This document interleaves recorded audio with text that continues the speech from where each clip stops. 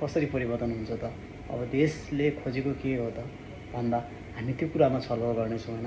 त्यो कस्तो पार्टीलाई रोज्ने, हामीले कसरी हामीले अब सरकार 5 वर्षको सरकार हामीले दिन सक्छौँ त भन्ने कुराहरूको छलफल चलिरहेको छ। अब लगत्तै होइन फागुन 21 पनि आउँदैछ। त्यसैले फागुन 21 गति बज्दा हाम्रो कुनै चिज च्याएर केही गरेर पनि हुँदैन अब है। 5 वर्षपछि फेरि एउटैको बहुमत हुन्छ भन्ने हामीले कुनै सङ्कल्प कुनै कुरा पनि गर्न मिल्दैन। किनभने अब 5 वर्ष यो पटक बहुमत सरकार बनेन भने 5 वर्षपछि त चुनावमा त्यो बहुमत कुनै हुँदैन। यस्तै हुन्छ, 8-10वटा सिट एउटा पार्टीले जित्ने, 40-50वटा एउटाले जित्ने, अनि 10-20वटा सिट एउटाले जित्ने, अनि त्यस्तै फेरि काम चलाउने सरकार होइन, मिलजुलीको काम चलाउने सरकार भन्छ। अनि त्यसैले अब यसपालि नै हो हामीले होइन बहुमतका साथ विजय गराउने एउटा पार्टीलाई भनेको हामीले यति बेला हो। अब यति बेला हामीले नै केही गर्दैनौँ होइन। अब जे गरे पनि होइन पार्टीले गर्छ, हामीले के गर्न सक्छौँ र भन्न लाग्यौँ भने त अब गर्छ त के गर्नेवाला त उही छ नि त, जसले पैसा खान्छ होइन, जसले पैसा बाँडिरहेको छ तिनीहरूले गर्छ नि त। हामीले के गर्छ त? अब हामीले पनि त केही न केही गर्नुपर्ने होला नि। हामीले पनि त अब त्यो पैसा खानेलाई कसरी खाँदैछन्, के गर्दैछन्, कसैले पत्ता लगाउनु पर्ने होला त। हामीले रोक्नु पर्ने होला त। हामीले सही बाटोमा लिनुपर्ने होला त।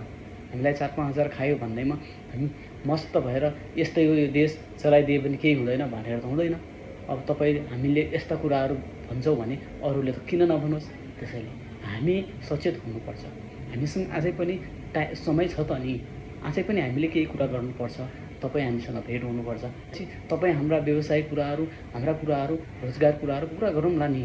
अहिले त हामीलाई एकल बहुमतको सरकार चाहिएको छ। एकल बहुमत सरकार हुनलाई त तपाईँ हामीको आवश्यकता हो त। तपाईँ हामीले सङ्गठन गर्ने हो त, पार्टीहरूको मात्रै जिम्मा होइन नि त।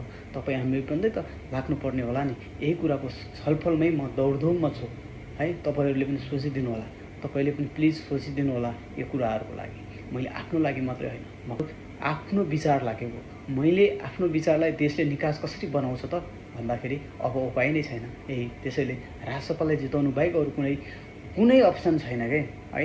अरूको सपोर्ट गर्नुहोस्, अरूको पैसा खानुहोस्, यो कुरामा कुनै फरक, तर गर्न चाहिँ हामीले अब राजसपालाई जिताउनै पर्छ। अब हामीले अरूको पछि पनि लाग्ने होइन कि। हामी पनि अरूको पछि लागेर भोट परिवर्तन गऱ्यौँ भने अरूले के सोध्छ त, फलानु यो पार्टीमा लागेछ म पनि लाग्छु भन्ने सोध्छ कि। त्यसैले खुल्लेआम राजसपाको प्रचार गर्न पायो कि है।